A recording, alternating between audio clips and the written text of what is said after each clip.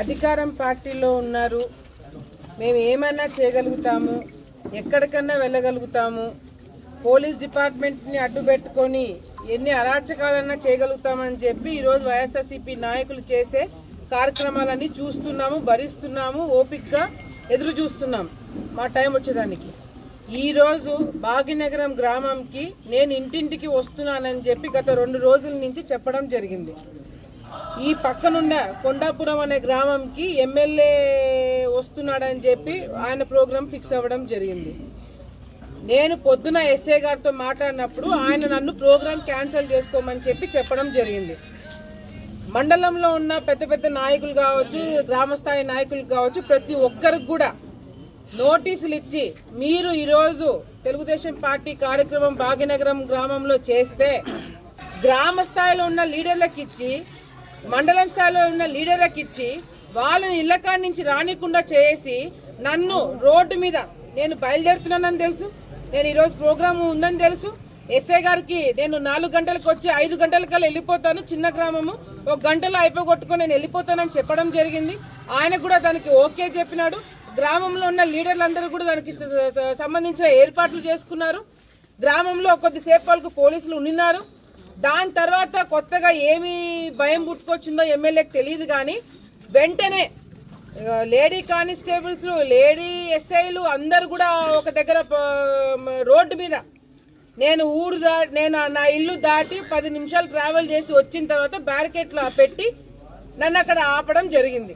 నిజంగా ఈ ప్రోగ్రాము పెట్టడం వల్ల లా అండ్ ఆర్డర్ ప్రాబ్లం వస్తుంది, ఇబ్బంది కలుగుతుంది, ఇరు వర్గాలు కొట్లాడుకుంటారని మీకు తెలిసినప్పుడు, లేదా మీకు సమాచారం ఉంది అని ముందు జాగ్రత్తగా చేయాలనుకున్నప్పుడు నాకు నోటీస్ ఇవ్వాలా. లేదు మేడం మీరు రాకూడదు అని చెప్పి మీరు నాకు నోటీస్ ఇస్తే నేను రాకుండా ఉండడానికి నేను కూడా ఆ నోటీస్కి విలువ ఇచ్చి, ఆ నోటీస్కి మర్యాద ఇచ్చి నేను కూడా ఈ ప్రోగ్రామ్ క్యాన్సిల్ చేసుకునేదాన్ని. కానీ నాకు నోటీస్ ఇవ్వకుండా నేను ఇంట్లో నుంచి బయలుదేరుతున్నానని తెలుసు, నేను ఊరు దాటాను అని తెలుసు, కేవలము తెలుగుదేశం పార్టీ వాళ్ళని ఇబ్బంది పెట్టారా, వాళ్ళ ప్రోగ్రామ్ క్యాన్సిల్ చేయించి ఊరందరి ముందర మేమే గొప్ప అని చెప్పుకోవాలి ఒక నీచమైన ఆలోచనతో నడి రోడ్డు మీద నన్ను పోలీస్ డిపార్ట్మెంట్తో వాళ్ళతో ఆపిచ్చి నన్ను అరెస్ట్ చేస్తామని చెప్పి బెదిరించి నా కార్ డోర్ ఓపెన్ చేసి పోలీస్ డిపార్ట్మెంట్ వాళ్ళు నన్ను బయటికి లాగాలని చూశారు. ఏ స్థాయికి దిగజారుతున్నారు. నిజంగా అంటే మమ్మల్ని చూసి నీకు అంత భయం పుట్టుకోయింటే ఇళ్ళలో కూర్చో, ఇంట్లో కూర్చో. పోలీస్ డిపార్ట్మెంట్ అడ్డు పెట్టుకొని నన్ను రోడ్డు మీద ఆపాలని చూస్తావా? సిగ్గుందా? నాకు తెలిసి మీ గతంలో మీ పెద్దనాన్న కూడా ఎమ్మెల్యేగా చేసినారు, మీ తరం వాళ్ళు చాలా మంది ఇక్కడ రాజకీయంగా ఉండినారు. ఏ ఒక్కరు కూడా ఈ స్థాయికి దిగజారిండరు. ఏ ఒక్కరు కూడా పోలీస్ డిపార్ట్మెంట్ అడ్డు పెట్టుకుని ఇంత నీచానికి ఇచ్చేస్తున్నారు ఆడవాళ్ళ మీద. ఏ మాత్రమైనా సిగ్గు శరం ఉందా అని చెప్పి కూడా ఈ రోజు నేను మాట్లాడుతున్నాను.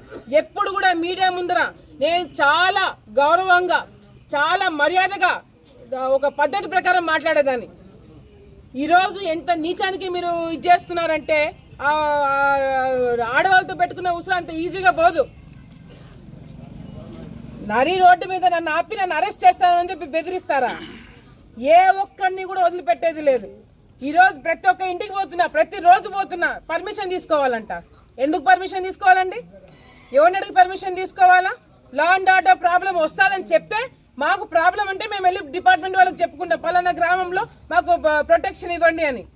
మేము ఎందుకు చెప్పాలా? ప్రతిపక్షంలో ఉన్నప్పుడు మేము మా పలానా ఊరికి పోతున్నామని మీకు ముందే షెడ్యూల్ ఇస్తే దాన్ని డిస్టర్బ్ చేయడానికి ఏంటి గ్యారంటీ? మీ ఇంటెలిజెన్స్ అధికారులు తిరుగుతుంటారు, మీ డిపార్ట్మెంట్ వాళ్ళు తెలుస్తుంటుంది. 2 రోజులు 3 రోజుల ముందు నేను ప్రోగ్రామ్ పెట్టుకున్నప్పుడు ఆ గ్రామంలో మాట్లాడుకుంటారు కదా, మీకు ఇంటెలిజెన్స్ రిపోర్ట్ రాదా? దాని ప్రకారం మీరు స్పందించరా? ఈ విధంగా రోడ్డు మీదకి వచ్చిన తర్వాత గ్రామం ఎంటర్ అవుతున్నప్పుడు నన్ను ఆపుతారా? ఈరోజు ఎమ్మెల్యే ఈ ఊరు ఎట్లా తిరుగుతాడో నేను చూస్తాను. ప్రతి ఒక్కరు మాకు సంబంధించిన ఈ బూత్ లో నాకు మెజారిటీ వచ్చింది పోయినసారి. అందుకే ఏదో ఒక విధంగా డిస్టర్బెన్స్ చేయాలని చెప్పి ఒక ఆలోచన.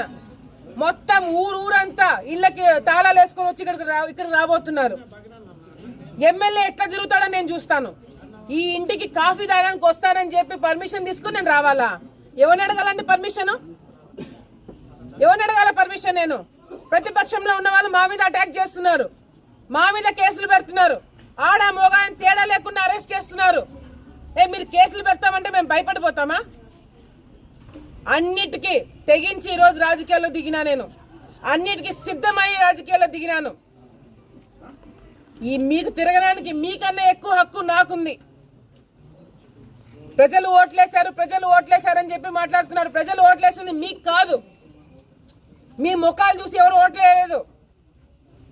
అయ్యో పాపమని జగన్మోహన్ రెడ్డి గారిని చూసి మీకు ఓట్లేశారే తప్ప మీ ముఖాలు చూసి ఎవడు ఓటు కూడా వేయలేదని చెప్పి కూడా సందర్భంగా మీకు మళ్ళీ ఒకసారి గుర్తు చేస్తున్నా. భాగ్యనగరం గ్రామంకి ఈ రోజు మీరు చేసిన ఇన్సిడెంట్ ఏదైతే ఉందో, ప్రతి ఒక్క నన్ను అడ్డుకున్న ప్రతి ఒక్క పోలీస్ డిపార్ట్మెంట్ వాళ్ళకి నేను ఒకటే తెలియజేసుకుంటున్నాను. మీరు ఇబ్బంది పడతారు. రేపు పొద్దున ప్రైవేట్ కేసులు పెడితే మీరు చుట్టూ తిరగాల్సి వస్తుంది. మీకు సంబంధం లేని దాంట్లో మీరు విషయంలో జోక్యం చేసుకోకండి. ఎందుకంటే ఈ రోజు మీరు 10% చేస్తే రేపు పొద్దున 100% చేయాల్సి వస్తుంది. పోలీస్ డిపార్ట్మెంట్ కి ఎంతో గౌరవం ఇస్తున్నాం. పోలీస్ డిపార్ట్మెంట్ వాళ్ళు వచ్చి మేడం ఈ విధంగా చేయండి, ఇబ్బంది అవుతుంది మాకు అని చెప్పిన ప్రతి ఒక్క విషయంలో వాళ్ళ మాట విన్నాను. కానీ ఈరోజు నా రాజకీయానికి, నా వర్గానికి, నా ప్రోగ్రాములకి మీరు ఎసురు పెడతారంటే చూస్తూ కూర్చోము. మేము నా వాళ్ళ ఇళ్ళ కాడికి పోవడానికి నన్ను అడ్డుకోవడానికి మీరు ఎవరండి? ఏ హక్కుతో అడ్డుకుంటున్నారు? 100 మంది పోలీసులను పెడతారా? నన్ను అడ్డుకోవడానికి 100 మంది పోలీసులను పంపిస్తారా? ఏం తప్పు చేశామని పోలీసులు వస్తున్నారు? మహిళ కాబట్టి మహిళా పోలీసులను ముందు పెడితే చెల్లుతుందా? దేనికి పెడుతున్నారు ముందర? ఎందుకోసం పోలీస్ డిపార్ట్మెంట్ ఇట్లా? ప్రతిసారి ఇంతే. మిమ్మల్ని వాడుకుంటున్నారని సంగతి ఇప్పుడైనా గ్రహించండి. లేకపోతే రేపొద్దున మా చేతుల్లో కూడా ఉండవు కొన్ని విషయాలు. ప్రశాంతంగా పోతున్నాం, ప్రజలందరూ కూడా కలుస్తున్నాం, మంచి స్పందన వస్తుంది. అది తట్టుకోలేకపోతున్నారు. రేపు పొద్దున మీరు పోలీస్ డిపార్ట్మెంట్ పక్కన పెట్టుకుని మీరు ఊళ్ళో అక్కడ తిరగండి, ఎమ్మెల్యేని తిరగమని చెప్పండి. మాకు ప్రొటెక్షన్ ఇస్తున్నారా? పోలీస్ డిపార్ట్మెంట్ వాళ్ళు మాకు ప్రొటెక్షన్ ఇస్తున్నారా? అందరూ ఒకటే కదా పోలీస్ డిపార్ట్మెంట్కి, పోలీసులకి అందరికి సమానమే కదా. ఎమ్మెల్యేకి ఇచ్చే ప్రొటెక్షన్ మాకు ఎందుకు ఇవ్వలేకపోతున్నారు? మేము ప్రతిపక్షంలో ఉన్నామన్నా? మీకు జీతాలు ఎవరు ఇస్తున్నారు? ప్రజలు కదా. ఎమ్మెల్యేని కాపలా కాడానికి, ఎమ్మెల్యేని చూసుకోవడానికి సరిపోయింది మీ డ్యూటీలు. ధర్నాలు చేస్తే దిగుతారు, నిరసన తెలియజేస్తే దిగుతారు. ఇంటింటికి నా ప్రోగ్రాము, ఇంటింటికి తిరిగి ప్రజల్ని కలుసుకోవాలనుకున్న ప్రోగ్రామ్ కూడా పోలీసులు వచ్చి అరెస్ట్ చేస్తామని బెదిరిస్తున్నారంటే ఏ స్థాయికి దిగజారినారు? ఇప్పుడు నుంచి ఎమ్మెల్యే పెట్టుకున్న ప్రతి ఒక్క షెడ్యూల్ నాదే. ఏ ఊరికి తిరిగితే అదే ఊరికి నేను పోతా. ఎట్లా అడ్డుకుంటారో చూస్తాను, ఎన్ని రోజులు అడ్డుకుంటారో చూస్తాను. ఒక్క భాగ్యనగరమే అనుకుంటున్నారేమో. రేపు పొద్దున ఎమ్మెల్యే ఇంటి నుంచి బయటికి వచ్చిన ప్రతి సెకండ్ నేను వెంటబడతాను. ఆపగలుగుతారా? తట్టుకోగలుగుతారా? ఏమంటే మేము ఫ్యాక్షన్ అని చెప్పి మాట్లాడుతున్నారు. మీ మూతిలో ఫ్యాక్షన్. మీరు చేసేది ఫ్యాక్షనిజం కాదు. ఫ్యాక్షన్లో అంతో కొంత నీతి ఉంటుంది, నిజాయితీ ఉంటుంది.